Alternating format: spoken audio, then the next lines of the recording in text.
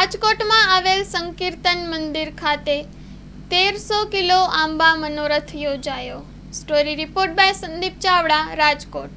જય શ્રી રામ। વિનોદભાઈ રાઠોડ, સદગુરુદેવ શ્રી પ્રેમભિક્ષુજી મહારાજ પ્રેરિત અખંડ હરિનામ સંકીર્તન મંદિર, કાલાવડ રોડ, રાજકોટ, એમના સક્રિય કાર્યકર અને ભૂતપૂર્વ ટ્રસ્ટી શ્રી આજરોજ સદગુરુદેવ શ્રીને રામચંદ્રજીની કૃપાથી આંબા મનોરથનું ખૂબ જ ભવ્ય અને અલૌકિક એવો મનોરથનો આજનો કાર્યક્રમ અહીંયા ચાલી રહ્યો છે। બપોરે 4 વાગે પ્રથમ પ્રારંભ આરતી થઈ, અત્યારે પૂજા અર્ચના ચાલુ છે।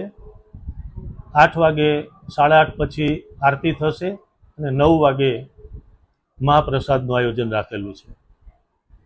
મને જણાવતા આનંદ થાય છે આપની ચેનલ મારફત કે અહીંયા 41 વર્ષથી આ શ્રીરામ જયરામ જય જયરામની અખંડ ધૂન ચાલી રહી છે, નાદ ગુંજી રહ્યો છે અને એનો માત્ર એક જ ઉદ્દેશ વિશ્વ કલ્યાણ, સ્વ અને સર્વનું કલ્યાણ એવી ઉમદા ભાવનાથી આ 42મું વર્ષ 20/4થી શરૂ થયું। પૂજ્ય મોરારી બાપુના શ્રી મુખે 20/4/1984ના રોજ આ શ્રીરામ જયરામ જય જયરામની ધૂનનું અહીંથી ચાલુ થયું અને આજે 42 વર્ષ પૂરા કર્યા છે। ગઈ 15 તારીખે 15,000 દિવસના અનુસંધાને 6 દિવસીય પણ એક કાર્યક્રમ રાખેલો છે।